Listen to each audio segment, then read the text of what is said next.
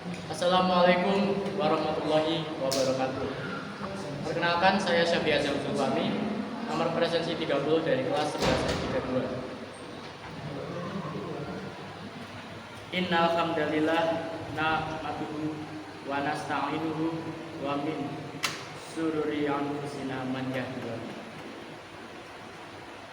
Ma'asyiral muslimin, di zaman perkembangan teknologi ini, gadget sudah menemani segala aktivitas kita. Rasanya kehidupan tanpa gadget terasa begitu sulit di zaman seperti ini. Sungguh di zaman ini kita benar-benar disibukkan oleh gadget. Memang gadget ini ibarat pedang bermata dua. Gadget bisa sangat bermanfaat jika digunakan untuk mencari ilmu dan menambah wawasan. Tetapi kebanyakan dari kita lebih sering lalai dan lebih sering membuang-buang waktu dalam menggunakan gadget.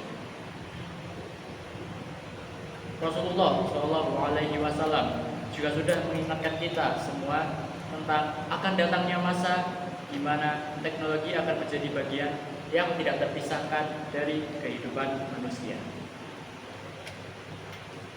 La taqumu sa'atu hatta yataqarrabaz zaman wa tutwal ardu suba aitu tutwa wa yudamma ba'duha ila ba'd. Tidak akan terjadi kiamat hingga zaman terasa semakin dekat dan bumi dilipat, yakni dilipat dan digabungkan sebagian tempat dengan yang lain. Hadis riwayat At-Tabarani. Salah satu kelalaian kita adalah gadget memalingkan kita dari Al-Quran. Sungguh sangat tersentuh membaca perkataan Khalid bin Walid yang begitu sedih karena beliau tidak bisa fokus belajar Al-Quran karena disibukkan dengan jihad. Sedangkan kita sekarang meninggalkan Al-Quran karena gadget. Hendaknya seorang muslim membaca Al-Quran setiap harinya. Usahakanlah membaca Al-Quran walaupun hanya beberapa ayat dalam sehari, karena Al-Quran adalah obat bagi penyakit hati kita. Penggunaan gadget secara berlebihan, terutama handphone, terutama untuk hal-hal yang tidak bermanfaat seperti bermain media sosial, game, ataupun menonton konten hiburan, bisa menyebabkan kita untuk lalai dari sholat, belajar, bekerja, hingga berinteraksi dengan keluarga. Kita harus bisa membangun kesadaran akan dampak negatif kecanduan gadget untuk diri kita dan untuk orang-orang di sekitar kita. Kecanduan gadget dapat mendatangkan dampak buruk bagi fisik penggunanya. Di antaranya adalah insomnia, kerusakan mata akibat radiasi cahaya layar handphone atau laptop, sakit leher dan punggung akibat postur yang buruk saat menggunakan handphone.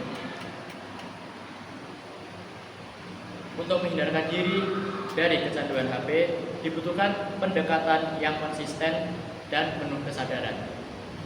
Di antaranya adalah dengan membuat aturan penggunaan HP yang jelas. Tentukan waktu khusus untuk penggunaan HP, misalnya hanya setelah tugas sekolah selesai. Hindari penggunaan HP pada saat makan, belajar, atau sebelum tidur. Teman-teman sekalian, mari kita hindari aktivitas menggunakan HP yang dapat melalaikan ibadah dan muamalah sehingga tujuan utama kita hidup di dunia ini menjadi salah arah.